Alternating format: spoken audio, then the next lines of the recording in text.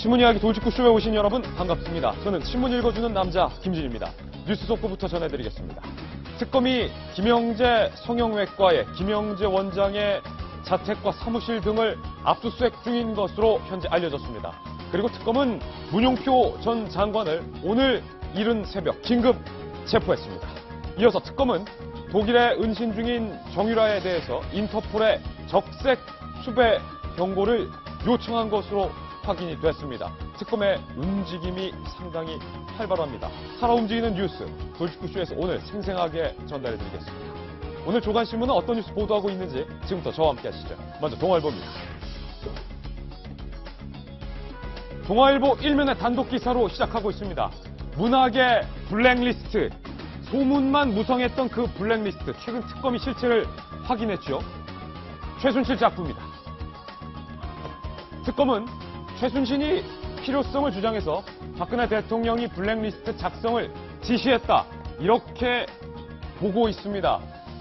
문학의 블랙리스트도 결국에 최순실의 작품이었다니, 최순실의 능력이 대단하다고 해야 할까요? 자조 섞인 비판의 목소리까지 나오고 있습니다. 잠시 후 오늘 동아일보의 단독 보도 내용 돌직구쇼에서 상세히 전달해드리겠습니다. 다음 신문입니다. 이번엔 한국일보입니다. 그런가 하면 정유라에 대해서 특검이 인터폴에 적색 수배를 요청했습니다. 특검은 독일과 공조해서 정유라의 귀국을 압박하고 있는 모양인데요. 그런데 정유라가 독일에서 변호인을 선임한 것으로 알려졌습니다. 장기적인 법적 싸움을 정유라는 염두에 두고 있다, 이런 것들이 추정 가능합니다. 잠시 후 자세한 소식 전해드립니다. 정유라는 한국으로 들어올 마음이 없는 걸까요? 다음 신문입니다. 이번엔 조선일보입니다. 정유라는 국제수배령, 그렇다면 정윤회는? 특검이 정윤회 씨에 대해서 출국 금지 조치를 내렸습니다. 이른바 정윤회 문건을 다시 한번 들여다보겠다, 특검은 이렇게 벼르고 있는 겁니다. 이 정윤회 문건 수사 당시 김기춘 전 실장과 우병우 전 민정수석이 구체적으로 개입한 것 아니냐, 특검은 그 정황을 포착한 것으로 알려졌습니다. 잠시 후 다뤄봅니다. 다음 신문입니다. 이번엔 경향신문입니다. 뭔가 석연치 않은 해명을 했었던 청문회에서 조여옥 대위, 그런데 특검은 조 대위의 미국 연수가 이거 도피성 미국 연수 아니냐라는 의혹에 대해서 들여다보겠다, 이렇게 밝혔습니다. 더군다나 청문회를 마치고 조여옥 대위는 미국으로 돌아가는 비행기 티켓을 끊었는데도 불구하고 국방부에서 조 대위를 다시 국내로 발령낸 것도 석연치 않다, 특검이 이 점 모두 다 들여다보겠다, 이렇게 밝혔습니다. 다음 신문입니다. 이번에 한겨레 신문인데요. 돌리면 나옵니다. 그렇다면 박근혜 대통령의 탄핵소추에 대해서 헌법재판소 속도를 내고 있습니다. 오는 새 3일에 탄핵심판 변론의 첫 대결이 예정돼 있습니다. 박근혜 대통령 측과 국회 측이 서로 탄핵소추를 두고 첫 대결을 벌이는데 그것이 새해 3일이다. 빠르면 3월 안에 대통령에 대한 탄핵소추 결과가 헌재로부터 나올 것으로 전망되고 있습니다. 다음 신문입니다. 그러면 곧 대선이죠. 서울신문입니다. 새누리당의 분당에 대해서 안철수 전 대표가 유승민, 김무성과는 연대가 없다, 이렇게 밝혔습니다. 그렇지만 반기문 사무총장에 대해서는 정치하시는 거 보고 판단하겠다라고 여지를 남겨뒀습니다. 그렇다면 국민의당과 비박신당이 서로 반 총장을 영입하기 위해서 경쟁하는 그런 구도가 만들어지게 된 셈입니다. 과연 반 총장의 선택은 어디로 갈까요? 잠시 후 돌직구쇼에서 점쳐보겠습니다. 다음 신문입니다. 이번엔 중앙일보인데요. 역시 돌리면 나옵니다. 반 총장의 입장을 한번 살펴볼까요? 반기문 총장 유엔에서 이렇게 발언했군요. 개헌이 꼭 필요하다. 야, 이 개헌을 매개로 한 정치권의 합종 연행이 요즘 대세인데 개헌이 필요하다.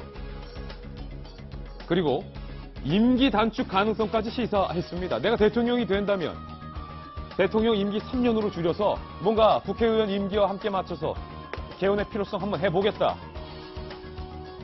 반 총장이 대통령을 향한 의지를 적나라하고 당당하게 드러냈다, 이렇게 해석이 되고 있습니다. 잠시 후 다뤄보겠습니다. 오늘 저희 신문이야기 돌직구쇼에서는 그동안 소문이 무성했던 문학의 블랙리스트에 최순실 씨의 입김이 얼마나 작용했는지, 그리고 김기춘 전 실장의 지시를 받아서 조윤선 장관이 블랙리스트를 작성한 게 맞는지 그 여부에 대해서 꼼꼼히 짚어보겠습니다. 여러분께서는 지금 고품격 뉴스토크 신문 이야기 돌직구 쇼를 시청하고 계십니다.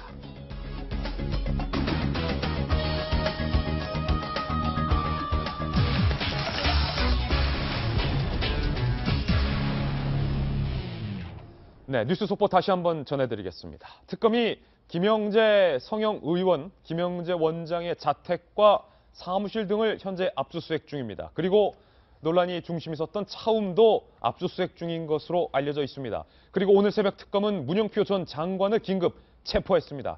또한 특검은 독일의 은신에 있는 정유라에 대해서 인터폴의 적색 수배령을 요청했다라는 뉴스 속보도 오늘 아침 들어와 있습니다. 숨가쁘게 뉴스들이 살아서 움직이고 있습니다. 잠시 후 상세하게 모든 내용 보도해드리겠습니다. 저희가 주목할 뉴스는 바로 이겁니다. 저희가 만든 첫 번째 돌직구 신문입니다.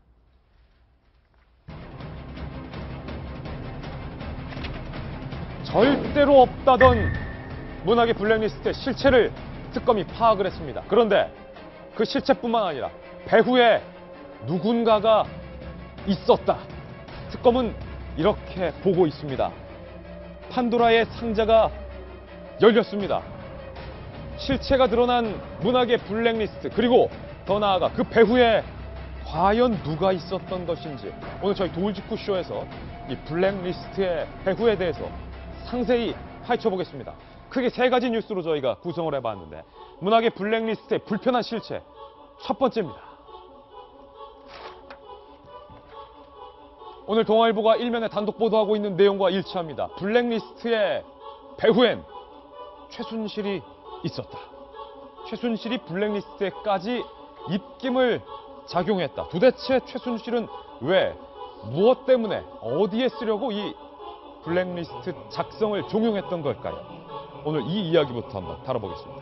동아일보 논설위원이신 정성희 위원님, 동아일보가 일면에 큼지막하게 블랙리스트도 최순실의 작품이다, 특검발 뉴스를 썼는데 무슨 필요 때문에 최순실은 블랙리스트를 만든 겁니까? 우선 블랙리스트 존재하느냐 아니냐 가지고 말이 많았는데 특검이 블랙리스트 명단을 확보하면서 이미 존재는 확인이 됐고요. 예. 과연 누가 무슨 목적으로 이걸 만들었느냐, 그거를 이제 조사하는 과정에서 이 블랙리스트의 필요성을 최순실이 주장을 했고, 사업상 그 명단 작성도 사실상 주도를 했다는 것이 이제 오늘 동아일보 보도로 나왔습니다. 네. 그럼 왜 블랙리스트를 최순실이 이를 생각을 했느냐? 왜? 예, 문화 융성이 이 정부의 중요한 국정 과제인데요. 그 하기 위해선 예산 지원을 하는 데 있어서 본인이 하고 싶어하는 스포츠 문화 관련 사업 있지 않습니까? 그 예산이나 이런 지원 사업을 본인이 다 가져가기 위해서 입을 사람들을, 걸림돌이 되는 사람들을 제거하기 위해서 이 필요성을 주장을 했고, 결국 돈이었군요. 그렇죠. 그런데다가 이 정부의 정치적 목적도 있습니다. 그 아이디어가 딱 오니까 김기춘 비서실장이 잘됐다. 이 기회에 이 정부의 비판적인 사람들 또는 좌파 어떤 문화예술 인사들을 좀 없애버리자 하는 양자의 이해가 맞아떨어지면서 결국 문학의 블랙리스트가 만들어지게 된 거죠. 예, 돈을 원했던 최순실, 그리고 이른바 문학의 길들이기를 원했던 정부의 이익이 맞아떨어져서 만들어졌다는 문학의 블랙리스트. 어떻게 만들어졌고, 누가 지시했고, 그 과정에 어떤 인물들이 거론되고 있는지, 그리고 논란의 중심에선 조윤선 장관의 본인의 해명은 과연 사실이었는지, 그 여부를 저희가 도표로 작성을 해봤습니다. 특검이 보고 있는 문학의 블랙리스트 작성 과정입니다. 문화예술계 블랙리스트 배후에 경로가 있다. 첫 번째, 최순실로부터 시작이 된다. 특검은 이렇게 보고 있습니다. 블랙리스트 작업을 주도한 것은 최순실의 필요에 의해서 시작이 됐다. 그리고 박근혜 대통령에게로 넘어갑니다. 대통령이 구체적으로 블랙리스트를 만들 것을 지시하게 되고, 이 지시를 받은 사람 바로 김기춘 비서실장입니다. 김기춘 비서실장이 그렇습니다. 당시 조윤선 정무수석이 정무수석으로 재임하고 있었던 정무수석실에 블랙리스트를 만들 것을 지시를 하게 되고, 구체적으로 이 정무수석실에서 블랙리스트 작성에 나서고 만들어진 블랙리스트를 교육문화수석실을 통해서 문화체육관광부로 내려보냈다. 특검은 이렇게 보고 있는 겁니다. 그 과정 한가운데에 바로 조윤선 당시 정무수석이 위치하고 있음을 이 도표에서 확인할 수 있습니다. 특검은 블랙리스트가 있지도 않다라고 부인했던 조윤선 장관의 말을 신뢰하고 있지 않은 것 같습니다. 조 장관이 무언가 숨기고 있거나 거짓말을 하고 있다. 더 나아가 특검은 이렇게까지 보고 있는 것 같습니다. 블랙리스트 작성 과정의 과정, 저희가 도표로 작성을 해봤는데 윤 실장님.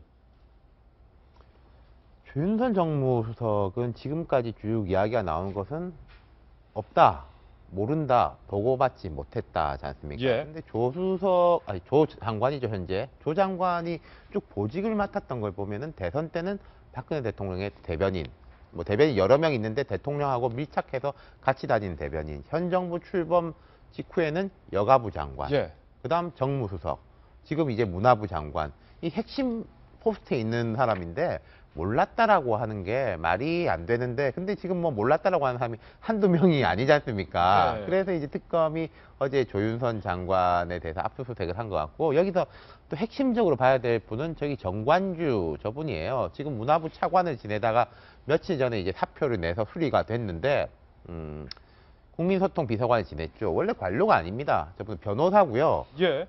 새누리당에서 법률지원단 부단장을 지냈고 대선 캠프에서도 있었고, 그래서 이제 청와대로 들어가서 국민소통비서관실에 있었는데, 국민소통비서관실이 한참 전에도 한번 화제가 된 게 언제 화제가 됐었냐면은 어버이연합의 정경련 지원 관련, 그리고 예. 뭐 어버이연합에서 보수단체에다가 뭐뭐뭐에 관련해서 집회를 해라 이렇게 지시를 했다라는 의혹을 받는 행정관이 바로 국민소통비서관 실 소속이었거든요. 예. 그래서 이 국민소통비서관실이 사실상 여러 가지 이런 분야에 대해서 핵심적 역할을 했다, 이런 의혹을 받고 있는 데다가 유진용 전 장관의 증언으로서 조금 더 명확해지고 있는 거죠. 10,000명에 가까운 문학의 블랙리스트 인사들이 포함되어 있던 그 문건, 최순실 씨가 요청을 했고 대통령과 김기춘 실장이 지시를 했고 조윤선 당시 정무수석이 그 지시를 받들어서 만들었다. 특검은 이렇게 보고 있는 겁니다. 그런데 유진윤 전 장관은 이 블랙리스트에 대해서 이렇게 최근 폭로했습니다. 들어보시죠. 그 리스트를 주도한 사람 그럼 누구라고 생각하세요? 김기춘 비서실장이라고 봐야겠죠. 제가 면직되기 바로 며칠 전에 대통령하고 단 둘이 뵐 기회가 있었습니다. 그 자리에서 이러시면 안 됩니다. 반대하는 사람들을 계속 쳐내면은 나중에는 한 줌도 안 되는 같은 편 가지고 어떤 일을 하시겠습니까? 네. 그랬더니 아무런 말씀도 안 하시더라고요. 그래서 저는 지금도 정말 대통령 뜻인지 아니면 김기춘 비서실장의 장난인지 그거는 회한다. 특검에서 가려줘야 된다고 생각을 합니다. 유진윤 전 장관도 당시 사정을 잘 알고 있을 텐데 김기춘 전 실장이 구체적으로 지시했다. 이렇게 폭로를 했는데요. 저희 채널A와 돌직구쇼가 문체부 전현직 관계자들을 비롯한 여러 사람들을 인터뷰해봤는데 하나씩 한번 입장을 보겠습니다. 먼저 첫 번째로 볼 것은 최순실의 측근들입니다. 특검 조사에서 최 씨는 자신의 호불호나 사적 이해관계에 따라서 특정 단체나 인물을 리스트에 포함시켰다. 이 문학의 블랙리스트에 최순실의 입김이 분명히 불어닥쳤다라고 최순실의 측근들은 증언을 한 바 있습니다. 특검 관계자들 입장 한번 볼까요?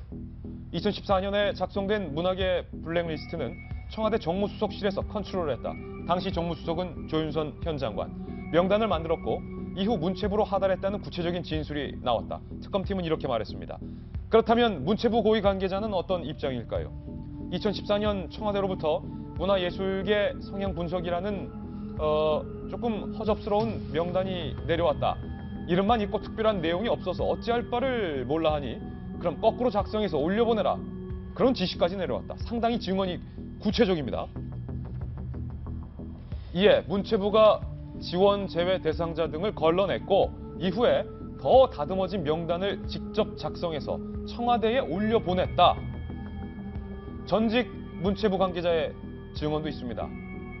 2014년 초에 청와대에서 내려온 명단은 폐기했고 이후 청와대가 문재인 지지 예술인 등등 몇 가지 분류를 정해서 내려보내면서 부족한 부분을 보충하라고 지시했다. 지금 보십시오. 오늘 저희 돌직구쇼에서 다루고 있는 이 블랙리스트의 작성 과정과 유진윤 전 장관이 증언한 부분, 그리고 방금 보셨듯이 최순실의 측근들과 문체부 관계자들, 특검 관계자들의 증언이 모두 다 일치하고 있습니다. 여기에 한 가지 더. 고 김영한 전 민정수석이 남겼던 업무 일지에는 이런 내용이 담겨 있었습니다. 김기춘의 지시로 추정되는 장, 표기와 함께 사이비 예술가가 발붙이지 못하게 해야 한다. 문화예술가의 좌파, 각종 책동에 투쟁적으로 대응하라. 라는 김 전 실장의 지시로 보이는 무언가의 지시가 청와대 회의에서 나왔고 김영한 전 민정수석은 받아 적었다. 이 모든 단서와 근거들을 종합해보면 이 칼럼, 분명히 문학의 블랙리스트는 존재했고 조윤선 장관과 김기춘 전 실장 더 거슬러가 최순실의 입김까지 있었다라는 한 가지 진실에 도착하게 되는군요. 그렇죠. 그러니까 블랙리스트, 그러니까 보통 우리 생각하면 예전에도 이제 미국 같은 경우에도 그 메카시 열풍 가운데 블랙리스트가 있어서 그때 많은 예술가들을 탄압했죠. 그리고 실제 뭐 감옥에도 가두고 기금 지원도 안 하고 여러 가지 이렇게 삶을 옥죄면서 표현의 자유를 그러니까 전방위적으로 막았던 그런 사례가 있습니다. 그런데 지금 21세기 한국에서 같은 일이 벌어지고 있다니 참 답답하고요. 저는 사실 2014년 그 이제 세월호 즈음에 사실은 이제 저게 문서가 만들어진 게 2014년 그 세월호 그 전후가 굉장히 중요한 시기 아니겠습니까? 그 전에는 구두로 이런 사람들을 조금 뭐 그 지원하지 말라라는 어떤 구두의 명단이 있었지만 그 이후에는 제대로 된 명단이 이제 만들어져서 실제 청와대에서 문체부로 내려왔다는 건데요. 당시 그 영화하거나 이런 분들 만나보면은 그런 움직임이 자기네들한테 이렇게 피부에 느껴진다고 예. 증언하는 사람들이 제 주변에도 많이 있었던 것 같습니다. 그래서 뭔가 있을 거야 했는데 이렇게 지금 실체가 드러나고 있는 그런 상황인 거고요. 그런데 지금 황당한 거는 뭐 정 의원님도 예전에 말씀하셨지만 기본적으로 예술하는 사람들을 문화를 하는 사람들은 진보적일 수밖에 없습니다.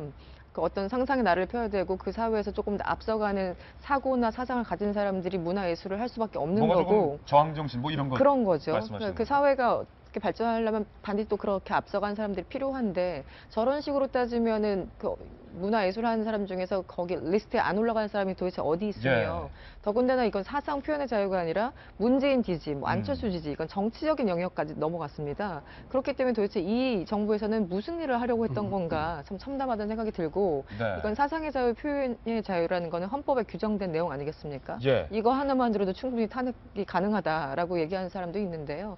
여기에 대해서 김기춘 실장 지금 김영한 그 민정수석 수첩에 여러 차례 이제 지시한 걸로 나와 있는데 여기에 대해서 어떻게 해명을 하실지 참 궁금합니다. 예, 네. 오늘 저희 돌직구쇼에 뭐 문학의 인사이자 또 정치계 인사이기도 한 돌직구의 활용점정 이기진 전 의원님 나오셨는데 네. 그동안 설마 했었던 블랙리스트의 실체가 사실상 드러났고 그 적나라한 과정 속에 최순실까지 개입이 돼 있었다. 이거 어떻게 보십니까?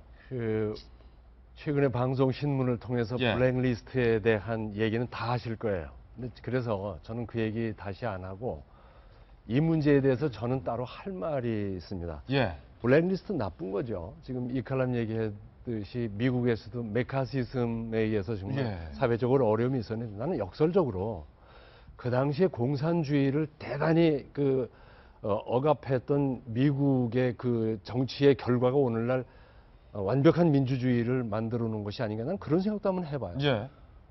그 표현의 자유 뭐 그런 것도 있지만 나라가 온전하게 있기 위해서 그들이 공산주의는 아니라고 생각했기 때문에 탄압했는데 그때 탄압당했던 사람 중에 스코트 니어링 부부 얘기가 있습니다. 예. 이 사람들이 대학 강단에도 못 썼어요. 공산주의라고 해가지고. 그래서 미국이 뭐 이런 적이 다 있나 이건 너무했잖아. 강연도 못하게 했어요. 예. 그래서 결국은 이분이 버먼트주 숲속에 들어가서 살았죠. 일생을 자연과 함께 그런 일이 있었는데 난 이 블랙리스트 나쁘죠. 문명사회에서 민주주의 국가에서 나쁘지요. 나쁘다. 그러나 블랙리스트라는 것을 만들어서 실현했던 이 서툰 짓 사실은 그 전 정권에는 없었습니까? 전 정권에 없었습니까? 실체를 제가 얘기하죠. 예. 과연 이번 정권만 블랙리스트라는 이런 짓을 했느냐? 전 정권도 예산을 특정 부류의 단체만 주었어요. 예. 다 알고 있어요. 어떤 부류의 사람들에게만 주었어요. 대신 작성해 놓은 것이 없었는지 들키지 않았는지 그건 모르죠. 그런데 저의 경우도 하나의 피해자였는데 아, 그렇습니까? 제가 그렇게 국회의원 나오라고 이 당 저 당에서 정말 예. 선거 때마다 제가 힘들었어요. 근데 왜 국회의원을 했느냐고 물어봐요, 어떤 분이. 예. 내가 국회의원 된다니까 지금 얘기한다. 내가 방송을 하는데 자기네 뜻에 안 맞는 말을 한다고 해서 방송 하차시켰어요. 이른바 블랙리스트에 이계진 아니, 전 난 의원은 그건 올렸다. 그러니까 오히려 화이트리스트라는 게 있다고 나는 봐요. 예. 실체는 없지만 화이트리스트의 성격에 이런 사람을 써. 문화예술계도 이런 사람을 써. 이런 사람을 지원해 하는 것이 과거의 정부에 다 있었어요. 이건 이 블랙리스트를 들켰을 뿐이지. 이게 역작용이에요. 그래서 방송을 하차하니까 그때 두 사람이 더 있는데 예. 그 두 분은 내가 언급을 안 하는 게 좋을 것 같아요. 그래서 방송에 잘리고 나니까 30년 된 해였어요. 만 30년. 그래서 어떻게 할게 한 6, 7개월 고민하다가 좋다. 그러면 여기에 맞서기 위해서 정치를 하겠다 해서 정치를 나간 거야. 나 진짜 어울리지 않는 정치였어요. 그래서 이 자리에 나와서 예. 그나마 목소리를 높여서 얘기할 수 있는 것이 나는 떳떳한 세월 살았다고 생각해요.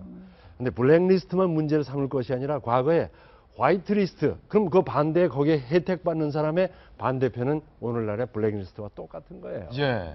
이번 정권만 그런 것이 아닙니다. 근데 이 문제를 내가 뭐 그때나 저때나 이런 것이 있다는 것이 좋다는 건 아니에요. 잘못됐어요. 둘 다 잘못됐다. 잘못됐는데 마치 지금만 있는 것처럼 얘기하는 것은 나는 옳지 않다고 생각합니다. 예. 저희 동아일보의 오늘 보도 내용 중에 김병민 의원님, 예.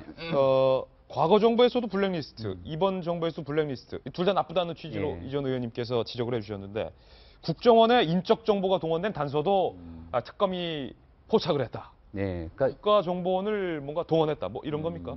그럴 수도 있고요. 저는 이번 오늘자로 밝혀진 것 중에 가장 흥미로운 대목은 최순실 씨가 껴있다는 거잖아요. 이 블랙리스트의 존재 자체는 뭐 말씀하신 것처럼 전 정부도 있었을지 모르겠는데 굉장히 흥미로운 대목이요. 조원동 전 경제수석이 CJ 임경 부회장을 그만두라고 압박하잖아요. 예. 말 그대로 박근혜 대통령 입장에서는 좌파 문화인들에 대한 트라우마가 좀 있었던 것 같아요. 뭐 충분히 나왔지만 과거에 있었던 변호인 같은 영화를 비롯해갖고 그때 그 사람들이라든지 이런 것들로 인한 나름대로 문화계 인사들이 끌고 가는 좌파적 선동에 대한 굉장한 부담감을 갖고 있었던 게 사실인 것 같고요. 이거를 교묘하게 이용한 게 이 최순실이라는 사람인 것 같거든요. 예. 이 리스트가 왜 필요하냐면 이 사람들을 가지고 탄압하고 이제 압박하려고 한 게 아니라 문화체육관광부가 가지고 있는 무수히 많은 예산과 산하기관이 갖고 있는 예산들을 나눠줄 때 지원을 이 사람들 하지 말라고 하는 거잖아요. 최순실 씨가 이렇게 리스트를 만드는데 관여해갖고 이 사람들 주지 말자라고 딱 짜놓은 다음에 그 다음 한 게 뭐죠? 차은택 씨를 데려오고 차은택을 데려왔다. 그리고 나서 자기의 자회사들을 만들어갖고 뭐 여러 가지 회사들을 만들었잖아요. 그래서 문화체육관광부에 정당하게 지원돼야 될 예산들을 자기 주머니로 인마이 포켓하는 과정을 하기 위해서 박근혜 대통령을 이용한 게 아닌가라는 생각이 드는 건데 결국은 이 모든 것들이 돌고 돌아서 최순실로 이어질 수 있다는 거고 이 그 블랙리스트가 만들어졌다라는 시점이 2014년 6월로 지금 보여지는 건데 차은택 씨가 최순실 씨를 만나갖고 같이 손을 잡기 시작하는 게 2014년도 초중반 아닙니까? 일치한다. 묘하게 그러니까 기간이 일치한다. 묘하게 예. 일치해요. 최순실이 결국엔 그 돈을 독점하기 위해서 차은택을 내세웠고 문화계 인사들에게 갈 돈을 자신의 주머니로 넣었다. 아까 그 증거가 하나 나왔습니다. 어떤 거요? 이 저거 할 때 허접한 명단이 내려왔다. 허접한 명단이 네, 허접한 명단이 내려왔다고 했는데 그게 보니까 이름만 쭉 있고 직함도 없고 기준도 없는 거예요. 예. 이 공무원들은 그렇게 일을 안 합니다. 뭐를 만들 때는 기준이 있어야 돼요. 그래서 나름대로 이제 기준을 만든 게 문재인 지지자, 뭐 지지선언 한 사람, 그다음에 박원순 시장 지지선언, 세월호 시국선언, 그다음에 이렇게 해가지고 나름대로 기준을 만들어서 이제 다시 올린 거예요. 그러니까 이제 다시 미조정이 돼가지고 내려온 거죠. 그러니까 이 아이디어 자체도 이제 했지만은 그럴 능력은 없으니까 이상한 명단을 내려왔고 그걸 좀 다듬어서 다시 올라갔다. 근데 제가 또 좀 흥미로운 거는 이 리스트는 있는데 리스트를 만든 사람이 하나도 없어요 지금. 예. 최순실 당연히 부인하고 있고 박 대통령 아직 조사에 응하지 않고 그다음에 그 이제 조윤선 장관 그런 적이 없다고 펄쩍 뛰고 그다음에 모철미 수석 전달했다는 사람 지금 프랑스 대사죠. 지금 특검이 소환 요청을 받고 프랑스에서 들어오게 됐는데 예. 유진용 장관이 착각했다. 자기는 그 당시에 교문수석이 아니었다. 한 사람 없고 지금 정관조 씨만 아까 문체부 1차관만 지금 사표를 낸 상황에서 특검에서 조사를 하고 있거든요. 예. 그런데 국민소통 비서관이 지금 조윤선 장관하고는 대학 선후배입니다. 과도 아마 같을 거예요. 조 장관이 더 후배입니다. 그런데 만약에 조 장관이 몰랐다고 하면은 김기춘 실장하고 국민소통 비서관이 정무수석실에서 다 하고 본인은 물 먹은 거예요. 쉽게 말하면. 그렇죠. 어떤 일이 이런 일이 있을 수가 있습니까? 정무수석을 이른바 제치고 그렇죠. 정무수석의 일을 딴 사람들이랑 했다. 가능하지 않죠. 가능하지 않다. 예. 잠시 후 조윤선 장관과 관련된 이야기 저희가 상세하게 보도해 드릴 텐데요. 유진용 전 장관의 폭로로 이 블랙리스트의 실체가 다시 주목받고 있습니다. 특검이 제대로 들여다보겠다 단단히 벼르고 있는데 유진용 전 장관 그런데 한 가지 사실을 더 폭로했습니다. 어떤 폭로일까요? 들어보시죠. 그 인사 지시를 했던 날이요. 참 황당하지만은 2014년 5월 19일이 월요일인데 그날 그 대통령께서 이 정말 세월호 관련 담화를 발표하면서 정말 눈물을 흘리고 앞으로 낙하산 인사를 없애겠다. 그렇게 국민들한테 약속을 합니다. 근데 그 바로 다음날 저한테 그런 여차여차해갖고 당신을 이 자리에 앉힌다는 거는 전문가도 아닌데 예. 여러 가지 문제가 있다. 당신한테 감사와 상응하는 그런 대우를 해줄 테니까 감사 자리는 포기를 해라.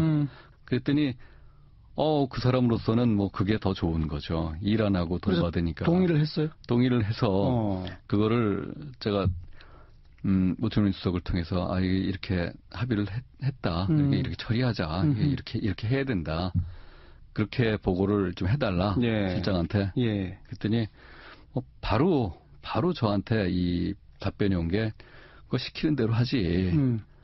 그거 왜 자꾸 쓸데없는 짓 하냐. 김기춘 실장이. 예. 그대로 해라.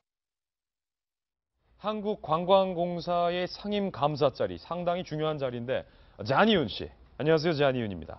임명하라고 대통령이 직접 종용을 했다. 그러니까요. 이게 그리고 날짜도 세월호 관련해서 대통령이 그때 눈물 흘리면서 기자회견하고 관피하, 정피하는 없다, 해경 해체한다. 그 바로 다음 날 이렇게 하니까 장관 입장에서 되게 황당했던 거죠. 예. 이계진 의원님 말씀하셨던 대로 전 정권에도 뭐 화이트리스트 같은 건 있었을 거예요. 예. 이 유진용 장관이 이야기한 게 자기가 이제 관료 생활 수십 년 했는데 정치하는 사람들 기본 속성이 좀 가까운 사람들하고 지원해 주려는 게 있다. 그래서 이 사람이 차관 때도 참여정부의 충돌을 빚었는데 근데 그때 하고 이게 차이에 대해 가지고 너무 말도 안 되는 걸 내린다든지 예. 10,000명의 리스트를 해가지고 이 사람들에 대해서는 적출하라고 하든지라는 거는 본인이 이분이 79년부터 관료 생활을 했는데 노태우 정부 때부터 없어졌던 일이 이 정부 때 다시 나타나가지고 너무나 황당했다는 이야기를 하고 있어요. 그 증거로 든 게 잔이윤 씨인데 예.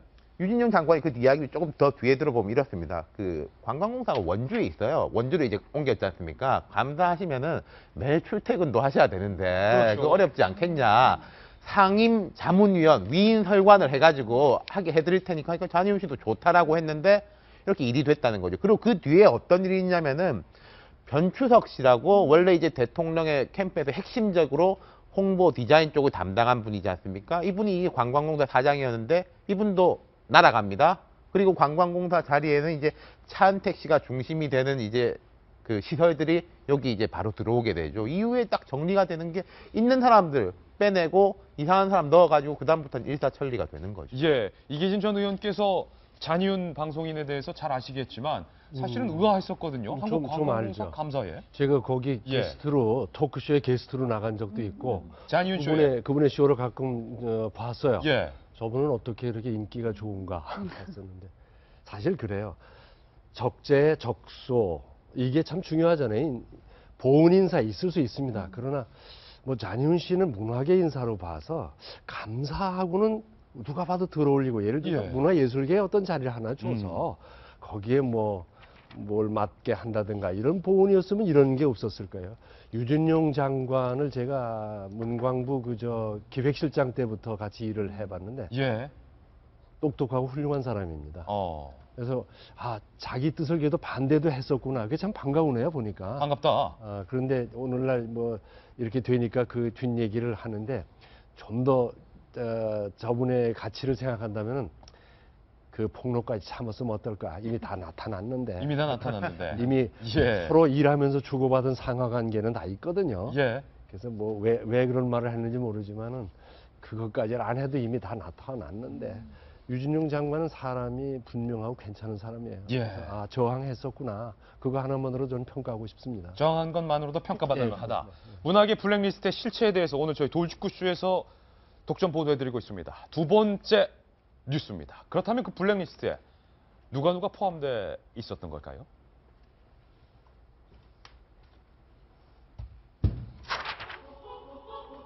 노벨상 후보에 수차례 올랐던 고은 시인이 이 블랙리스트에 포함되어 있다라는 뉴스가 새롭게 보도가 되고 있습니다. 문재인 전 대표를 지지했다라는 이유로 블랙리스트에 포함시킨 것 아니냐라는 관측까지 나오고 있는 그런 상황인데 이 칼럼 아니 고은 시인이 왜 블랙리스트에? 어떻게 된 배경입니까 이게? 기본적으로 이제 그 옆에 이제 비고란에 보면은 이 사람이 왜 검열을 받을 수밖에 없는지, 블랙리스트에 올라갈 수밖에 없는지, 그 이제 보고서를 보니까, 블랙리스트를 보니까 여러 가지 이유가 있었죠. 뭐 그 좌파, 뭐 진보 성향의 예술가거나 문재인 뭐 등등해서 특정 정치인을 지지하거나 이런 것들이 이제 비고란에 딱 공무원 방식으로 정리가 되어 있더라고요. 예. 근데 그 중에 이제 고은 시인의 이름이 올라가 있으니까 정말 답답한 일이죠. 이거는 그 연말에 항상 그 노벨 문학상 그 발표할 때마다 기자들 그 고은 그 시인 집으로 달려가지 않습니까? 그러면서 뭐 기자들 잘 하는 말로 그 은어죠. 뻗치기를 하면서 몇 시간씩 기다리고 혹시 이제나 저제나 발표할까 이러는 분한테, 더군다나 민주화 운동의 상징이고, 또 2년 전에는 아마 그것도 있었을 겁니다. 2년 전에 세월호 추모 시집을 만드는데 거기 이제 또 참여를 하셨기 때문에. 근데 일반적인 시선으로 보기에는 참 우리나라에서 드물게 그 국제적으로 인정받는 예술가다라고 하는 사람조차 블랙리스트에 올랐으니 참 이걸 어떻게 평가해야 될지 잘 모르겠고요. 뭐 이렇게 농담 삼아 그 어떤 예술가들은 그 얘기를 하더라고요. 나도 이제 그 이 정부에 여러 가지 쓴소리 많이 했는데 내 이름은 블랙리스트에 없더라. 예. 난 열심히 안 한 건가? 뭐 이런 그 자조 섞인 얘기도 하는데요. 참 황당합니다. 네. 고은 시인의 반응도 좀 취재가 됐는데요. 한번 볼까요? 고은 시인 반응. 블랙리스트에 포함됐다는 것에 대해서 영광이다. 역시 시인답게 상당히 반어법적인 표현을 쓰고 있죠. 우리 정부가 얼마나 구역질나는 정부인가 알 수 있다. 그건 정말 아주 천박한 야만이다. 이렇게 본인의 블랙리스트 포함된 뉴스에 대한 반응을 내놨는데, 정성희 위원님, 고은 시인 잘 아시잖아요. 고은 시인이 매년 이제 노벨 문학상을 수상할 거에 대비해서 한 5년간 저도 미리 사설을 써놓은 기억이 있습니다. 그래서 예. 뭐 마님보를 비롯해서 고은 시인 작품 어렵습니다. 사실 저는 매 시를 읽으면서도 이게 굉장히 어렵다는 생각이 드는데 될 듯 노벨상 수상이 조금 예, 안 목전에서. 되죠. 그래서 예. 우리나라를 대표하는 이제 시인이고 언젠가 받을지도 모르는데, 이제 저는 이런 생각을 해봤습니다. 만약에 이런 기준으로 해서 그 블랙리스트를 만든다고 하면 우리나라에서는 아직 노벨 문학상이 없지만 지금까지 받은 노벨 문학상 수상자들은 전부 블랙리스트에 들어갈 거예요. 아마 예. 이 정부 입맛에는 잘 안 맞을 겁니다. 제가 늘 얘기했지만은 그 문화예술계는 기본적으로 저항 정신이고 기존 체제에 대해서 그 부정하고 비판할 수밖에 없어요. 그런 속성을 좌파라고 해가지고 하는 거는 좀 이제 상당히 문제가 있는 거고, 이제 아까 얘기했지만 사상과 표현의 자유를 침탈하는 거고, 제가 이제 듣기로는 우리가 할 수 있는 우리나라의 대표적인 사람들은 다 들어가 있습니다. 아까 뭐 우리 어제 했지만 김혜수 시님이, 송강호 시님이 예. 뭐 변호사 역할을 했다는 것만으로 뿐만 아니라 연극하는 뭐 손숙 선생님이라든가, 아니면은 또 뭐 우리 그 대표적인 맨부커상 번역상 수상자의 한강, 뭐 우리가 얘기하는 사람들은 다 들어 있습니다. 그러니까 이걸 다 이렇게 10,000명 가까이를 대걸면 없는 거죠. 붕괴되는 예. 거죠. 붕괴될 수는 없으니까 데려온 사람이 이제 차은택 아니겠습니까? 아까 얘기한 대로. 그래서 아까 우리 이재현 선생님 말 맞습니다. 이재현 선생님도 프로그램 진행하면서 당시 정부에서 비판적으로 발언하니까 뭐 이렇게 내보내라고 하셨다는 얘기 저도 들었거든요. 예. 그것이 이제 정치를 하게 된 계기라고 이 말씀을 들었는데, 이 정부건 저 정부는 이런 식으로 하는 건 있어서는 안 되는데, 어떤 식으로든 사상과 표현의 자유를 갖다가 흔들어대면서 유지할 수 있는 정부는 없고요. 아마 다음에 어떤 정권이 올지 모르겠지만 또 마찬가지입니다. 이런 식으로 해서는 안 되는 겁니다. 예. 이제 여기에 참 이것조차 최은실 뭐 이런 생각이 드는데, 정말 고은 시인 이런 분을 넣은 걸 보면은 최순실 씨가 한 것 같아요. 최순실 씨 한 게 맞다. 어떻게 이런 분을 여기 리스트에 올립니까? 정말 참으로 부끄러운 일이죠. 부끄럽고 황당한 소식. 리스트를 만들어도 좀 세련되게 예. 만들든지, 이런 데서 공분이 일어나는 거예요. 문체부 공무원이 놀랐다는 거죠. 이 안에 그러니까 허접하다는 의미가 그런 걸 거예요. 이렇게 허접하나. 이걸 보면은 누구 수준으로 골랐는지 알겠다. 예. 이게 나타나는 거죠. 배우의 최순실이 있었다. 블랙리스트 뉴스 보도해드리고 있습니다. 세 번째 뉴스입니다. 이 블랙리스트의 존재에 대해서 과연 그는 몰랐을까요? 그리고 주도적으로 작성을 했다라는 여러 관계자의 증언에도 불구하고 계속해서 나는 보고받지 못하고 작성하지 않았다라고 부인을 하고 있습니다. 특검에게 압수수색까지 받았는데요. 그 장본인 바로 세 번째 뉴스에 올라 있습니다. 조윤선 당시 정무수석, 조윤선 현 문체부 장관. 증거인멸 의혹까지 나왔습니다. 그런데 끝까지 모르쇠로 활보하고 있습니다. 오늘 한겨레 신문의 사설에선 조윤선 장관이 고개를 들고 활보하는 뻔뻔함을 보이고 있다라는 사설까지 굉장히 날카롭고 뼈아픈 사설까지 보도가 되고 있습니다. 조윤선 장관이 압수수색을 받던 날 조윤선 장관 이 블랙리스트 연루 의혹에 대해서 이렇게 부인을 했습니다. 조윤선 장관의 해명부터 살펴보시죠. 블랙리스트 작성을 지시한 적도 본 적도 없다. 왜 제게 압수수색이 들어왔는지 이해하기 어렵지만 오히려 이 기회에 사실관계가 명확히 밝혀지길 기대한다. 사실관계 참 명확하게 밝혀졌으면 좋겠습니다. 조윤선 장관이 이런 말도 했었어요. 한 10,000명 가까이 되는데 이 중에서는 뭐 100 몇십 명인가 지원받은 사람도 실제로 있다. 뭐 이러면 반례로 반증이라고 든 거죠. 근데 여기에 대해서 유진룡 전 장관이 되게 이제 좀 비웃으면서 이야기를 하더라고요. 유진룡 전 장관이 든 사례가 이런 겁니다. 출판사의 리스트에 창작과 비평사가 들어있는데 창작과 비평사는 진보적인 출판사 맞죠. 근데 도서 관련 이게 사업과 진흥을 하려면은 창지를 빼고는 일이 될 수가 없기 때문에 청와대한테 하소연을 해가지고 거기 이제 넣었다. 그런 식으로 해서 문화부 실무자들이 이렇게 끼워 넣은 사람들, 구제한 사람들이 꽤 있다. 그러니까 또 유 장관은 아마 후배인 문화부의 관료들을 좀 보호하고 싶은 마음도 있을 겁니다. 그러면서 예를 든 게 쉰들러 리스트가 있다고 해가지고 예. 그게 홀로코스트 유태인 학살이 없다는 증거냐. 예. 그 100 몇십 명은 쉰들러 리스트로 산 사람들이고 나머지가 학살당한 건데라고 하면서 이제 조윤선 참 절묘한 비유를 들더라고요. 장관은 거의 뭐 히틀러에 비교를 했군요. 그렇군요. 김병민 의원님. 예. 오늘 한겨레 사설 제목이 장관실 압수수색 받고 고개 들고 활보하는 조윤선 장관이에요. 조 장관이 몰랐을 리 없다. 특검은 이렇게 보고 있죠. 최소한의 염치도 없다라는 얘기를 하고 있는 거고요. 현직 장관이지 않습니까? 지금 현재 박근혜 대통령이 탄핵당해 있는 상태이기 때문에 거의 지금 정부가 무정부 상태처럼 대한민국의 많은 공무원들이 일을 하지 않고 복지부동이 거의 끝에 달했다라는 겁니다. 근데 그 많은 공무원들 중에요. 문화체육관광부에 있는 공무원들의 그 자주 섞인 목소리는 아마 정말 어떻게 하소연할 데가 없을 거예요.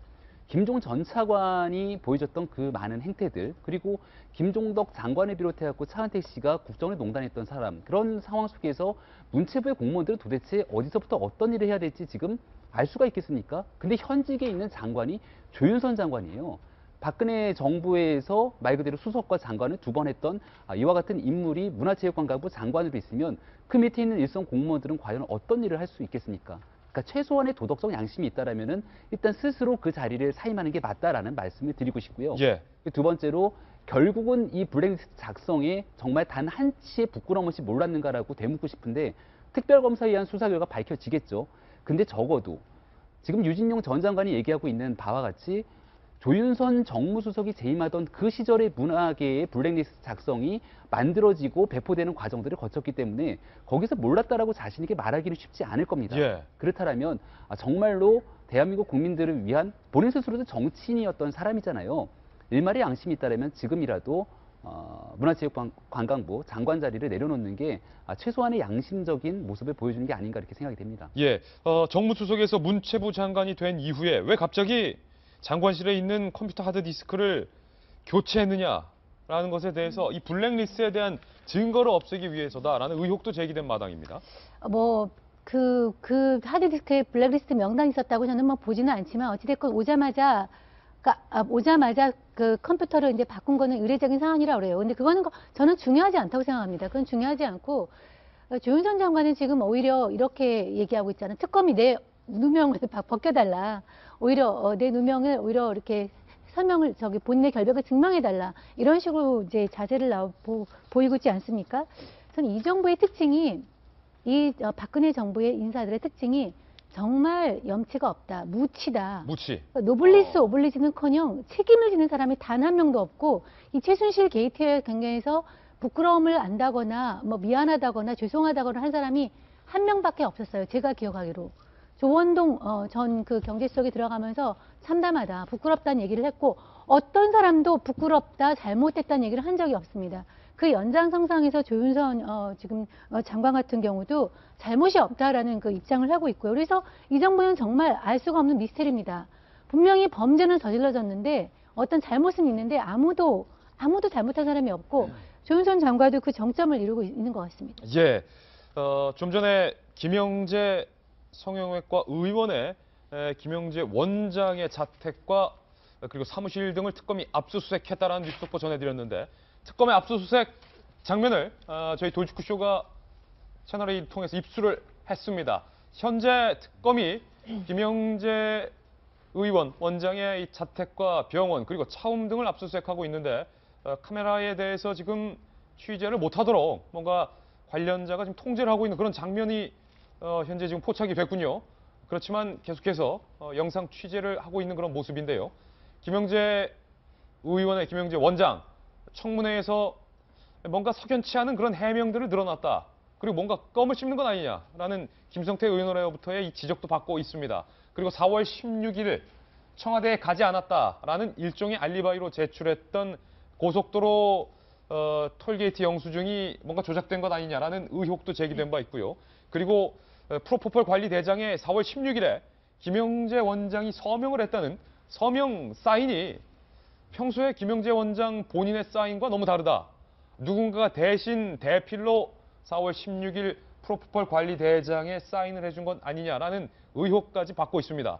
더 큰 의혹은 대통령에게 직접적인 미용 시술, 그러니까 필러 등의 시술을 김영재 씨는 하지 않았다라고 주장을 했는데 많은 청와대 안팎의 관계자들은 김영재가 아니면 할 사람이 없다.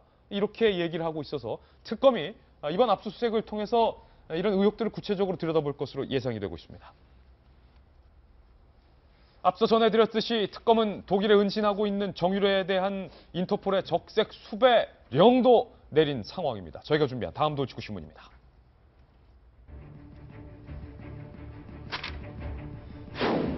이로써 정유라는 180개국의 국제 수배자가 됐습니다. 인터폴 적색 경보 할까 설마 했는데 진짜로 특검이 프랑스 리옹에 있는 인터폴 본부에 적색 수배 요청을 공개적으로 한 상황입니다. 인터폴 측에서는 당연히 받아들일 수밖에 없는 그런 상황입니다. 이로써 인터폴과 그리고 독일 검찰과 대한민국 특검 이 세 곳의 수사 주체가 함께 공조 수사를 벌이게 됐습니다. 정유라를 잡아라. 언제까지 버틸 것인가? 정유라에 관련된 새로운 세 가지 뉴스 오늘 돌직구쇼에서 심층적으로 준비했습니다. 빠라바람. 첫 번째, 인터폴에 정유라의 적색 수배 요청을 했습니다. 이 특검의 전방위 압박, 과연 정유라는 자진 귀국을 할 것인가? 아니면 적색 수배령을 요리조리 피해 다닐 것인가?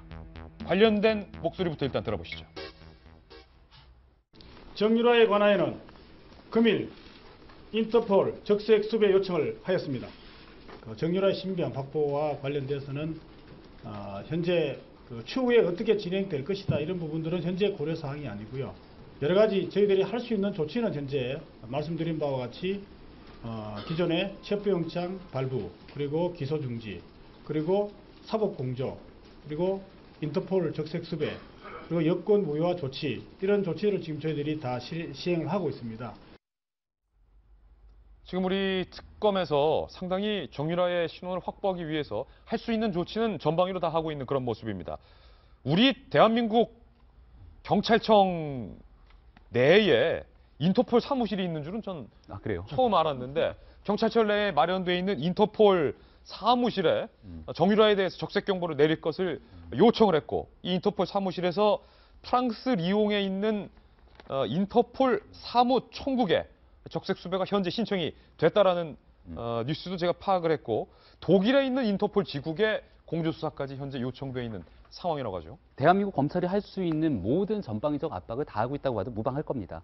ICPO라 그러죠. 국제형사경찰기구라고 하는데 회원국이 한 190개 정도가 된다 그래요. 그래서 이렇게 적색 경보를 내리게 되면은 말 그대로 공항이나 항만 등에서 정유라 씨가 발견됐을 경우에 바로 국내로 송환할 수 있는 그런 절차를 갖게 되는데 지금 보이죠? 인터폴 대한민국 중앙수사국. 여기에 이제 적색 경보를 하는 조건은 살인, 강도 등에 대한 강력범이나 뭐 조직폭력배 등과 같은 사람이어야 되는데 여기에 이제 경제사범이나 아니면 체포영장이 발부된 일부의 사람에도 해당이 된다라고 합니다. 그래서 정유라 씨가 뭐 엄청난 강력범은 아니지만 대한민국 정부 입장에서는 그 정도로 중요한 인물이기 때문에 강력하게 압박해서 데리고 와라라는 겁니다.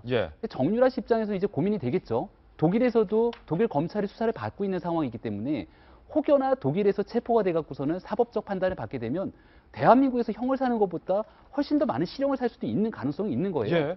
만약 대한민국으로 들어오게 되면 지금 현재까지 정유라 씨가 받게 되는 혐의는 이화여대 부정입학 정도잖아요. 그러니까 여기에 대해서 이화여대 부정입학을 가지고 지금까지 체포된 사람들이 있나요? 그러니까 그런 사람들이 없기 때문에 오히려 정유라 씨가 개별적인 판단으로는 국내에 들어와서 조사를 받는 게 깔끔한데요. 예. 정유라 씨는 사법적 지식이 없기 때문에 조력자가 뒤에서 모든 것들을 작업하지 않습니까? 근데 만약 특별검사가 수사하고 있는 과정에 정유라 씨가 들어오게 되면은 최순실을 비롯한 박근혜 대통령의 이 연결고리에서 뭔가에 준비되지 않은 증언들이 쏟아졌을 때 예. 막을 수가 없는 상황이 되기 때문에 특별검사 수사가 종료될 때까지 어떻게든 정유라를 못 들어오게 조력자들이 막는 것은 아닌가 이런 생각이 듭니다. 지금 프랑스 리옹에 있는 인터폴 사무총국에 적색 수배 공개 요청서가 지금 도착해 있고 프랑스 리옹에 있는 인터폴 사무총국이 지금 검토 과정을 거친다고 하는데 뭐 많게는 일주일 정도 안에 실제 적색 수배령이 내려진다라고 하는데 인터폴에 있는 8개의 수배령 중에서 이 적색 수배령 뭐 등급이 어떻게 되는 겁니까? 8개 중에서 아까 얘기한 대로 강력범죄, 그다음에 살인강도 이런 것도 있지만 체포영장이 발부된 사람도 올라갈 수 있습니다. 근데 정유라 같은 경우는 지금 이화여대 부정 입학과 관련해서 그 업무방해 혐의로 체포영장이 발부되기 때문에 요건은 됩니다. 예. 그런데 이제 그거는 아까 그랬지만 큰 범죄라기보다는 이제 주목되는 거는 정유라가 이 최순실 게이트의 어떤 중요한 핵심적인 증인이자 목격자 또 어떤 그런 거에 대한 수혜를 입은 사람으로서 앞으로 폭로될 내용이 많기 때문에 굉장히 중요하죠. 그래서 저는 뭐 받아들여질 걸로 보고요. 인터폴이 뭐 선선히 응할 것이다. 예, 그리고 지금 이제 뭐 그 인터폴 자체는 뭐 프랑스지만은 지금 독일에 머물고 있기 때문에 독일 검찰이 또 유심히 보고 있는 상황이라 뭐 체포하는 건 시간 문제라고 생각을 하는데 그 전에 본인이 자진 귀국을 할 것인가 아니면 변호사를 선임을 해서 좀 버틸 것인가 하는 문제인데 변호사 선임도 쉽지는 않다고 합니다. 왜냐하면 변호사 선임을 해서 안 나오게 되려면 본인이 구속된 상태여야지만 가능한데 본인이 현재 구속된 상태가 아니고요. 또 그 유병헌 씨 딸 예. 유섬나 씨와는 달리 체류자도 아니기 때문에 아마 오래 버티지 어렵지 않을까 이렇게 전망을 합니다. 인터폴의 적색 수배령이 내려진 정유라. 그런데 독일에서 정유라는 변호인을 선임한 것으로 이미 알려졌습니다. 특검에 맞선 장기전을 정유라는 노리고 있다. 이렇게 보이는데 조금 전에 언급하셨던 유병헌 사태 때 제2의 유섬나 씨 경우처럼 정유라가 뭔가를 그리고 있는 것 아니냐 이런 얘기도 나오고 있습니다. 이 칼럼 독일에서 변호사를 정유라 씨가 선임했군요. 선임한 것으로 지금 알려졌죠. 근데 아마 이제 저희가 한번 언급했습니다만 최순실 씨가 왜 들어왔을까? 거기서도 이제 들어와서 벌을 받는 것과 독일에 있을 경우 처벌을 받는 것 어떤 것이 더 자신한테 유리한지, 뭐 재산 간의 문제는 어떤지 이런 걸 여러 가지 따지고 아마 이제 들어왔겠죠. 법률적인 검토를 거쳐서요. 근데 지금 정유라 씨도 사실 독일에서 고민이 많겠죠. 들어가는 것이 좋은가? 들어간다면 언제 들어가는 것이 예. 좋은가? 아니면은 뭐 독일에 머무르는 것이 좋은가? 여러 가지 법률적인 자문을 얻기 위해서 어떻게 보면 변호사 선임은 당연해 보입니다. 그 정유라 씨 그런데 저는 입장에서는. 좀 생각이 좀 다른데 대한민국 정부가 네. 대한민국 국민인 정유라에게 한국으로 들어올 것을 공식적으로 명령한 상황이고 그렇죠. 현재 불법 체류자 신분이지 않습니까? 곧. 그렇다면 당연히 들어와야 하는데 독일에서 뭔가 변호인을 선임했다라는 이 행동은 뭔가 대한민국에 들어가지 않겠다, 버티겠다. 뭐 이런 것 아니겠습니까? 예, 그렇게 해석이 할 수 있죠. 그래서 지금 이제 우려하시는 이제 시각 중에 하나가 송환 거부 소송을 벌이는 것이 아닌가 말씀하신 것처럼 유병헌 씨 장녀죠. 이 유섬나 씨가 지금 2년 넘게 계속 외국에서 들어오지 않고 있는데 차이는 분명히 있습니다. 지금 정유라 씨 같은 경우는 체류자 신분이고 유섬나 씨는 이제 영주권자였어요. 그리고 이제 그 송환 거부 소송을 하기 위해서는 구속된 상태에서 재판을 받아야 되는데 그럼 정유라가 과연 그 선택을 할 것인가? 그렇기 때문에 사실은 유섬나 씨와 정유라 같은 경우는 전혀 다른 케이스이기 때문에 아마 들어올 것이다. 그리고 지금 이경재 변호사, 그러니까 최순실 측의 이경재 변호사도 계속 지금 설득을 하고 있다고 하지 않습니까? 자진기구. 근데 이제 법률적인 문제도 있겠지만 또 국민 감정에 대한 그런 것도 분명히 있어요. 예. 그래서 여러 가지 고민을 해야 될 텐데 빨리 들어오는 게 본인 입장에서 더 유리하다고 생각을 합니다. 윤태곤 실장님, 지금 정유라 씨가 변호사를 선임했다는 것은 이미 인터폴의 적색 경고가 내려진 사실을 정유라 씨와 정유라 씨의 뒤를 봐주는 사람들 잘 알 거고 독일이든 뭐 프랑크푸르트든 스위스든 어디에서든 일단 체포는 되겠구나. 본인도 일단은 그렇게 생각하고 체포된 이후에 송환 여부에 대해서 좀 법적으로 다퉈보겠다. 그렇죠. 그러니까 예. 이게 뭐 체포가 되든지 출두가 되든지 지금 정유라 씨한테는 이제 공식적으로 뭐가 송달된 건 없습니다. 그러면은 그게 송달이 될 때는 아마 독일 사법기관을 통해서 할 거 아닙니까? 그럼 정유라 씨는 좀 좋게 봐준다면 최소한의 자기 대리인은 필요한 거죠. 그 뭐 네. 서류를 접수받는다든지 대답을 한다든지 아마 그 정유라 씨가 그 개인이 하기는 벅찰 거니까 그건 필요한 건데 그까지 인정한다 치고 그다음 두 번째로 아까 우리가 이야기한 것처럼 장기전을 과연 준비하는 거냐 그게 한국에 들어오기 위한 자기의 법적 조력을 받기 위한 것이냐 두 가지로 이제 경우의 수가 딱 나뉘겠죠. 예, 독일에서 변호인을 선임한 정유라. 그런데 독일에서 사실상 도피 중에 이곳에서 머물렀다는 제보가 들어왔습니다. 이곳은 어떤 곳일까요? 호텔 스위트룸에서 묵었다는 정황과 제보가 좀 들어와 있습니다. 이른바 홍화 도피 생활을 하는 거 아니냐, 정성희 위원님. 이거는 이제 가장 신빙성이 높은 그 예. 어떤 뉴스 같아요.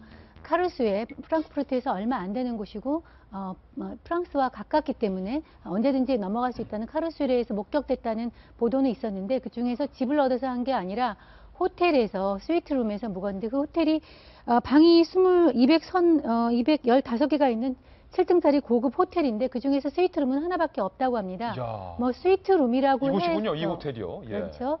스위트룸이라고 해서 뭐 우리 뭐 시내에 있는 5성급 호텔처럼 몇십만 원 하는 건 아니고 몇백만 원씩 하는 건 아니고 하루에 30만 원짜리 숙박을 하면서 뭐 오랫동안 묵은 게 아니라 하루하루 연장해 가면서 언제 떠날지 모르니까 그런 식으로 했다고 하고요. 따라다니는 조력자들이 한국인 포함이 한 10명 정도 있었다고 합니다. 지금 10명, 10여 명이 정유라 한 사람을 호위하면서 같이 도피하고 있다. 이제 현재 조력자들도 있고 아이를 돌봐주는 조선족 아주머니도 있고 뭐 예. 이렇게 해서 10여 명 정도 같이 다니는데 이 뉴스를 보면서 아직은 뭐 첫째로 정유라가 독일을 떠나지 못했다. 크게 멀리 가지 못했다는 거 하나 할 수 있고요. 또 이제 이 친구가 20살인데 예. 20살 우리 한국의 평범한 20살 학생들 대학에 다니고 있으면 뭐 다니는 대로 아니면 뭐 재수를 하면 재수를 하는 대로 아니면 근로 현장에서 예. 아니면 어렵게 알바를 하면서 이렇게 어떻게든 독립하려고 몸부림을 치는 젊은 사람들의 군상인데 이렇게 도피 중에도 부모의 돈으로 호화 스위트룸에 묵으면서 그 여러 사람의 어떤 조력자와 함께 다니는 거. 한 인간으로 보면 어떻게 보면 안 됐다는 생각이 들 정도로 인격적으로 성숙하고 독립하지 못했다 하는 느낌이 들고요. 또 궁금한 거 한 가지. 강아지들 어쨌는지 되게 궁금해요. 그 뭐 몇 마리의 강아지들. 10여 마리의 강아지, 이제 정유라가 강아지를 굉장히 좋아해서 강아지 게이트 예. 때문에 이 촌수술 게이트가 처음에 시작된 거잖아요. 고영태 때문에 사이가 벌어져서. 그런데 늘 데리고 다녔고, 출산할 때도 데리고 다녔고, 독일에서도 데리고 갔다. 그렇게 얘기를 하면서 심지어 그 강아지 때문에 아동학대 혐의로 신고까지 됐다는데 예. 그 도피 중에는 지금 어떻게 독일에서 정유라가 머물렀던 집에도 이 견들, 애완견들을 위한 집들이 독일 스타일로 멋있게 지금 지어져 있고. 어저께 우리 김한정 의원이 나오셨는데 전에 물어봤어요. 어저께 그 최순실 그 감방 청문회에서도 이 강아지 때문에 딸과 엄마와 사이에 갈등이 있지 않았냐고 했더니 그랬다고.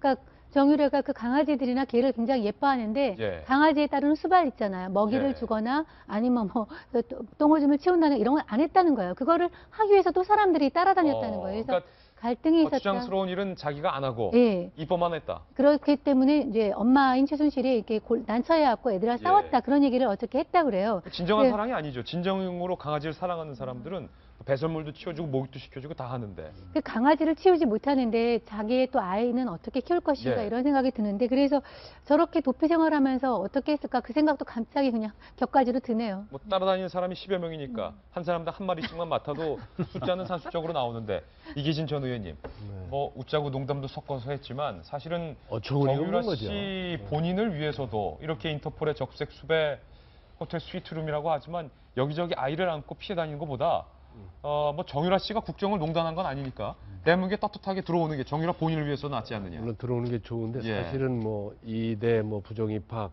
그 관련만은 아닐 거예요. 왜냐면 어머니가 만약에 빼돌렸다면은 빼돌린 어마어마한 재산에 대해서 명의가 예. 어떻게 되는지 현지에서 관리가 누구 명의로 어떻게 되는지 그런 게 연관이 있다면은 단순히 부정 입학 정도는 아닐 거라는 생각이지만 네. 피할 수 없을 겁니다. 들어오는데 도피 중에 스위트룸 하루 30만 원짜리에서 산다? 행복할까? 행복할까? 이렇게 부정한 방법으로 지금 이 비슷하게 인생을 살고 있는 사람들이 있다면 행복할까?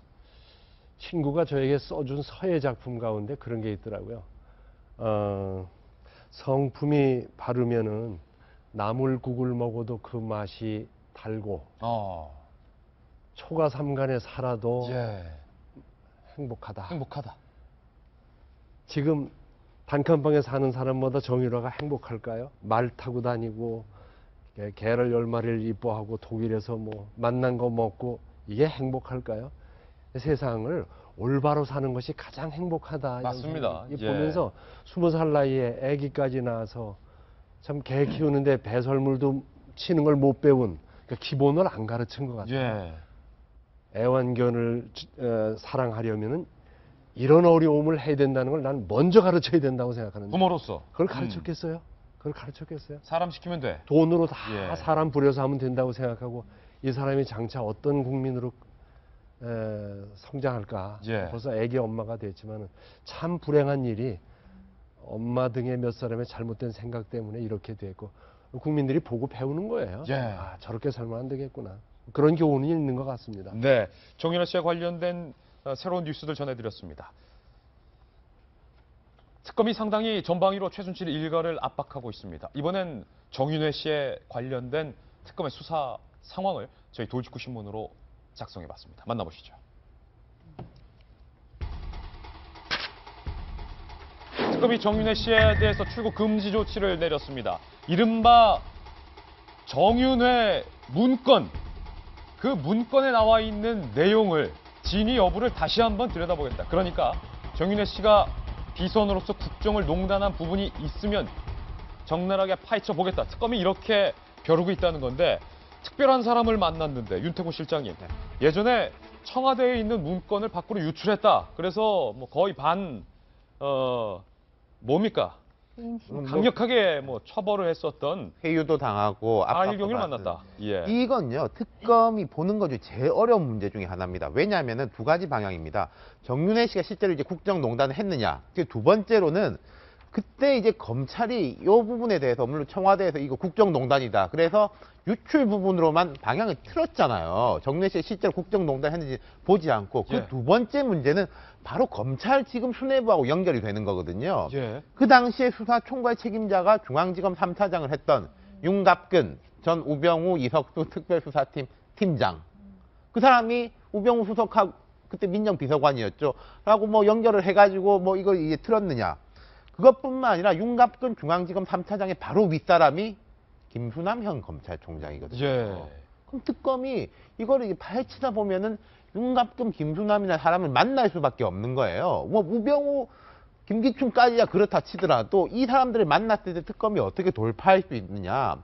특검으로서 사실은 박 대통령 수사보다 이 부분이 훨씬 더 난제일 수 있을 겁니다. 김수남 검찰총장까지 특검이 과연 겨눌 수 있느냐. 그렇죠. 굉장히 어려운 상황인 건데 일단 정윤회 씨부터. 김명민 의원이 예전에 돌직구쇼에서 정윤회 씨의 과거 발언 중에서 내가 아직 있었다면 저렇게는 안 했을 텐데라는 발언을 소개하면서 네. 지금 정윤회 씨 저렇게 두 발 뻗고 잘 때 아니다. 네. 돌직구는 알렸는데 특검이 이제야 그 말을 들었군요. 아주 그냥 기본으로 돌아가자고요. 2014년에 문건 파동이 일었잖아요. 그때 나왔던 얘기 대한민국 권력순위 1순위 누굽니까? 최순실, 2순위 정윤회, 3순위가 박근혜 대통령이라는 문건의 신빙성이 있다라면 정윤회 씨도 국정농단의 한 축이라는 거예요. 근데 정윤회 씨는 왜 아무도 건드리지 않고 있죠?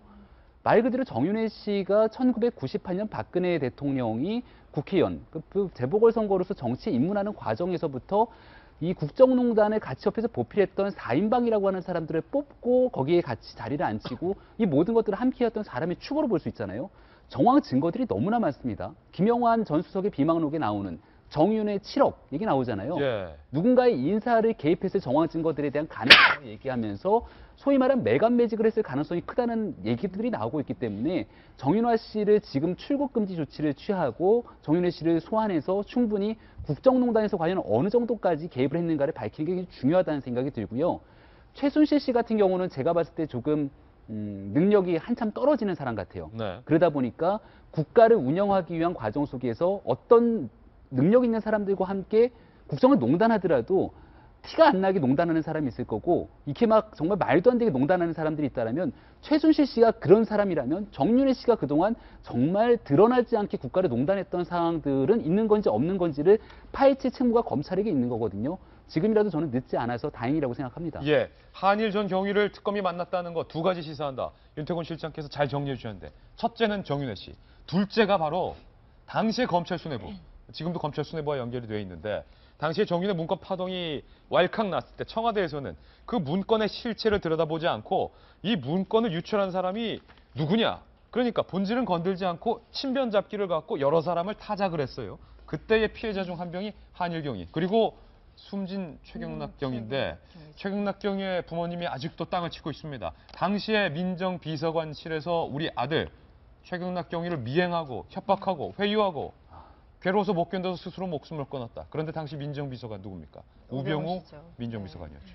그러니까 저는 지금 이게 특검이 여러 가지 정말 많은 일을 하느라고 2월 28일까지 저 수사를 어떻게 다 끝낼 수 있을까? 왜냐하면 비리 혐의들이 너무 많은 거예요. 네. 어떻게 나라가 이 모양 이 꼴로 되는 건지 참 답답하다는 생각이 드는데 매일마다 우리 압수수색 어디 들어갔다 보도를 저희들이 접해야 되는 그런 불행한 시간을 지금 보내고 있습니다. 근데 그럼에도 불구하고 저는 이 정윤의 문건이 가장 중요했던 게 당시 박근혜 대통령이 주재한 회의도 있었고 그리고 당시 김기춘 전 비서실장이 주재한 12차례 회의, 총 33차례 회의를 이 정윤의 문건 때문에 청와대 내부에서 했다는 오늘 세계일보 보도가 나오고 있습니다. 그만큼 여기에 대해서 얼마나 민감하게 굴었는지 그리고 이거 수사의 방향을 그 내용이 아니라 유출 문제를 그 수사의 방향을 틀려고 얼마나 노력을 했는지 그때 정말 이 정권을 살린 사람들, 정권 입장에서는 살렸죠. 살린 사람들이 바로 검찰들입니다. 그래서 지금 어제 보도에 따르면은 뭐 김기춘 당시 비서실장이 당시 김진태 검찰총장에게 전화를 해가지고 정윤회 문건, 뭐 소위 말하는 마사지를 한 것이 아닌가라는 의혹도 있고, 당시 지금 이제 검찰총장 김수남 씨, 당시 중앙지검장이었죠. 중앙지검장과 그 당시 민정비서관을 했던 우병우 씨가 또 서로 입을 맞춘 것이 아닌가 여러 가지 지금 설들이 나오고 있는데요. 결과적으로 청와대가 참 좋아할 수밖에 없는 그 만족스러운 결과를 검찰이 이끌어내지 않았습니까? 당시에 검찰이 사실은 눈이 떠 있다면, 귀가 열려 있다면, 코가 뚫려 있다면 내용을 봤어야죠. 내용을 봤어야 됩니다. 최순실 정윤의 이름이 버젓이 나오는데 저는 궁금해서라도 팠을 것 같은데. 눈, 입이 다 막혔었다 이겁니까? 억지로 막은 거죠. 예. 그리고 외면한 거고 모른 척하는 거고 덮어둔 거죠. 그래서 결국은 이 문제가 이렇게 최순실 사태까지 더 커진 거 아니겠습니까? 그때 제대로 했다면 지금 이렇게까지 또 커졌을까라는 생각이 들고요. 어쨌든 전 당시 가장 억울한 사람이 그 최경희라고, 그러니까 여전히 저는 그 기사를 읽을 때마다 굉장히 가슴이 아프더라고요. 최경희 그 부모님들이나 가족들이 도대체 이 정권에 대해서 얼마나 적개심을 갖고 있을까라는 생각도 들고. 그래서 저는 특검이 당시에 그 수사 검사들을 특검해야 된다고 생각하는데, 특별히 조사를 해야 된다고 생각하는데 가능할까요? 가능할까요? 네, 잘 모르겠어요. 특검 상당히 수사 잘합니다. 제가 이 돌직구 자리에서 특검 말고 특별수사팀, 검찰의 수사 상황에 대해서는 울분을 토했었는데 윤곽근 특별수사팀 검찰 내에 지금 어제 소리 소문 없이 조용히 해단식하고 송년회했다는데 특별수사팀 윤곽근 팀장 밝혀낸 거 아무것도 없습니다. 검찰은 아무것도 밝혀내지 못했는데 특검이 이렇게 잘하고 있다. 진작에 특검할 걸 그랬습니다. 그렇죠. 그런데 이제 특검이 아까 얘기했지만 지금 의혹이 되는, 그러니까 언론에서 제기한 문제에 대해서는 지금 다 파고 있습니다. 그동안에는 이제 뭐 검찰도 언론이 제기한 문제를 따라오는 형식이었지만 뇌물죄 여부도 밝혀내지 못하고 중요한 수사를 거의 못했는데, 일단은 지금 술국점지나 맡고 있는 인신을 다 이제 확보하고 있기 때문에 이제 다 파고 있는데, 문제는 이제 성과죠. 어떻게 해서 이 줄거리를 다 파낼지, 그거는 아직도 좀 의심 가는 그런 게 많아서, 이제 정말 특검이 능력을 발휘할 때 신병을 뭐 구속하고 출국을 금지시키고 이런 건 쉬운데, 정말 들어가서 내용적으로 본질을 밝혀낼지는 좀 아직은 봐야죠. 자, 박용수 특검 과연 끝까지 잘할 수 있을 건지, 아니면 그냥 하는 척만 하다가 윤곽근 특별수사팀장처럼 소리 소문 없이 해단식하고 송년회할 건지 저희가 눈 크게 뜨고 지켜보겠습니다. 최순실 일가의 수사 상황에 대한 내용 정확하게 짚어드렸습니다. 이번엔 저희가 준비한 다음 돌직구 신문입니다.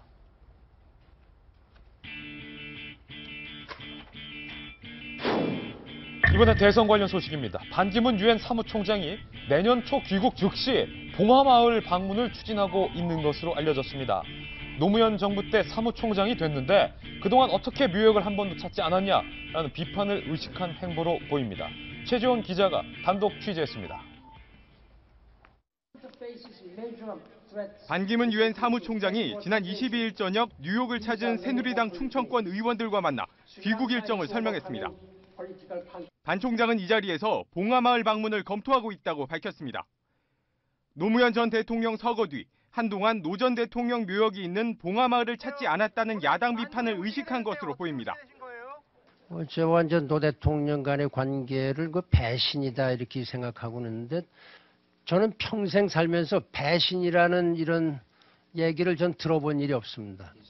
반 총장은 또 개헌 필요성에 대해서도 긍정적인 입장을 밝혔습니다. 다만 권력 구조를 어떻게 바꿀지에 대해서는 구체적인 답변을 피했습니다. 개헌의 필요성은 공감을 하시면서 그 이상 대선 전에 해야 된다든지 그 부분에 대한 말씀은 없으셨어요. 예. 반 총장은 또 당시 자신을 겨냥한 금품 수수 의혹이 제기되기 전 해당 언론사의 취재 사실을 먼저 밝히며 적극 해명한 것으로 전해졌습니다. 채널A 뉴스 최종원입니다. 네, 이기진 전 의원님, 반기문 유엔 사무총장이 못내 마음에 좀 걸렸었나 봅니다. 아니, 노무현 정부 때 사무총장 되고도 어떻게 봉하마을을 한번 안 가냐? 힘들게 출발하시네. 네. 이제 시작에 불과한데 예. 아마 이거 견디기 어려우실 거예요. 그래서 제가 유엔 사무총장의 그 영광으로 그냥 남으시라고 제가 누누이 얘기하는데 돌직구쇼를 안 보시는 것 같아. 아무래도 유엔에 계시다 보니까. 그런데 앞으로 이 대통령이 되는 과정이 얼마나 험한가를 이제 직접 겪게 되실 텐데 없는 소리도 나오고 있는 소리도 나오고 합니다만 제일 억울한 게 없는 소리 나오는 거죠. 뭐 얼마 주고받은 얘기도 뭐 기다 아니다 지금 그런데 국민은 오히려 이런 거 나올 때마다 너무 혼란해요. 예. 줬다는 사람, 봤다는 사람들이 그런데 아니라고 그러고 또 줬다는 사람은 전혀 그런 적 없다고 이제 와서는 또 그렇게 얘기한다고 그러고 어떤 것이 진실인지 모르겠습니다만은 예. 대통령이 되는 과정부터 이렇게 혼란스러우니 예. 대통령 된 뒤에 그런 혼란 속에서 된 사람이 어떻게 국정을 제대로 할 수 있을까? 역대 대통령 다 그런 것 같습니다. 다 그렇다. 참 불행한 일이에요. 예. 이분은 아무 문제가 없습니다 하고 뽑은 대통령이 있었나요? 참 그런 건 참 서글픕니다. 봉하마을 방문을 계획하고 있다는 반기문 사무총장. 그런데 노무현의 적자를 자처하고 있는 야권의 잠재적인 대선 주자죠. 안희정 지사는 반 총장을 의식한 듯 이렇게 비판했습니다. 반기문에 속지 마라. 자신을 위해 모든 노력을 다했던 노무현 대통령의 그 슬픈 죽음에 현직 대통령의 눈치 보느라 조문조차도 하지 못했던 분이다. 안희정 지사가 지금 촛불 집회 국면이나 이런 데서는 되게 좀 안정적이고 중도적인 이미지를 가져가가지고 예. 말도 이제 다른 주자들에 비해 가지고는 조금 보수적인 면도 있는데 유독 반 총장에 대해서는 강력하게 날을 세우죠. 이건 맺힌 게 많은 겁니까? 아니요, 좀 다목적 포석이 있는 것 같은 게 일단 충청권이라는 게 겹치는 지점이 있고 캐릭터가 겹친다. 또 안 지사 주위에서는 반기문 대 안희정이 붙으면 이거야말로 볼만하고 재밌는 게임 아니냐 이런 이야기들을 꽤 하거든요. 체급을 키워라. 그렇죠. 그러니까 예. 이제 청년과 이게 뭐 노인, 뭐 이제 너무 미끄러지 같은 외교관과 뭐 젊어서부터 정치를 한 사람 이런 식의 이제 맞불 작전. 노무현 정부 때 유엔 사무총장 그리고 노무현의 그렇죠. 적자 이렇게.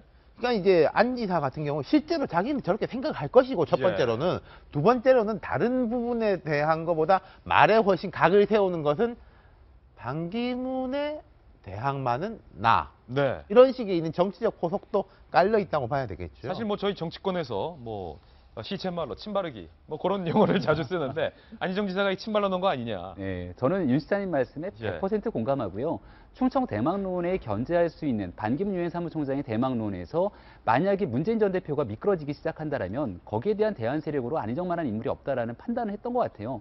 근데 최근 들어서 말씀하신 것처럼 이 촛불 전국에서 안희정 지사가 이재명 성남시장에 비해서 많이 밀렸던 것도 사실이고 그런 과정에 본인의 대권 주자로 체급을 키우기 위해서 반기문 유엔 사무총장과 함께 경쟁하는 구도를 가져간다는 건 뭐 대권 전략으로 너무 자연스러운 일이라고 생각하고요. 예. 저는 이 반기문 유엔 사무총장이 봉하마을에 방문한다라는 저 포석이 굉장히 여러 가지 함의가 담겨 있다고 보는 게 일단은 본인 스스로 대한민국에 들어와서 대통령 선거를 가는 지점에서 본인이 보수했을 건지 중도했을 건지 진보했을 건지 아직 명확한 메시지를 밝히지 않았거든요.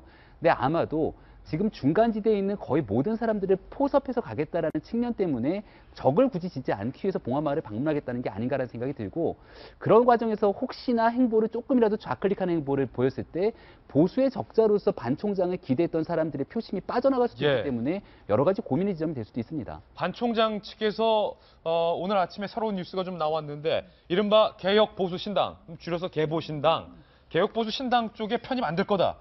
반 총장 측이 그런 답변을 내렸다면서요? 네, 뭐 반 총장과 45년직이라고 하죠. 이 어딥니까? 이 디플로마시 회장인데요. 임모 회장인데 여기에 대해 반기문 지금 총장이 무슨 생각을 하고 있는지에 대해서 대충 이제 윤곽을 좀 알려주시는 분 같기도 합니다. 이것도 확인된 바는 아니지만 기본적으로 한국에 들어온다면은 내가 창당을 하면 창당을 하지 굳이 개혁보수신당에 들어가진 않을 것이다. 이런 이수민 김무성 쪽에 들어가지 않겠다. 들어가지 않겠다라는 건데 어떻게 보면은 반 총장 입장에서는 그게 더 안전할 수 있어요. 근데 요즘 참 제가 그 여론조사 보면서 흥미롭다고 생각했던 게 초반에 이제 분당설이 나왔을 때 그 보면은 새로운 그러니까 만들어지지 않은 그 신기루 같은 이제 개혁보수신당에 대해서 여론을 물었더니 진박들만 남아 있는 새누리당보다는 조금 더 이렇게 퍼센테이지가 높았어요. 약간 미세하게나마. 근데 이제 분당이 이제 실질적으로 가시화됐잖아요. 그 이후에 나온 여론조사들 보면은 또 새누리당이 약간 우세한 뭐 이런 여론조사도 있습니다. 예. 그 얘기는 아직까지 개혁보수신당에 대해서 확신을 가질 만한 뭐가 없다라는 거죠. 그래서 반기문 총장 입장에서는 자기 몸값을 올리기 위해서라도 굳이 처음부터 거기 들어갈 이유는 없다고 보고 그렇게 판단을 내린 게 아닌가 싶습니다. 예, 반 총장의 귀국 일정이 점점점 다가오고 있다는 건 대한민국 대선이 가까워졌다는 걸 의미하겠죠. 저희는 60초 광고 후에 돌아오겠습니다. 잠깐만요. 네, 오늘 저희가 준비한 내용 모두 전해드렸습니다. 저희는 내일 아침 9시에 더욱더 풍성한 뉴스와 시원한 사이다 같은 돌직구 들고 여러분께 인사드리겠습니다. 오늘 하루는 분명 어제보다 나을 겁니다. 좋은 하루 되십시오. 고맙습니다.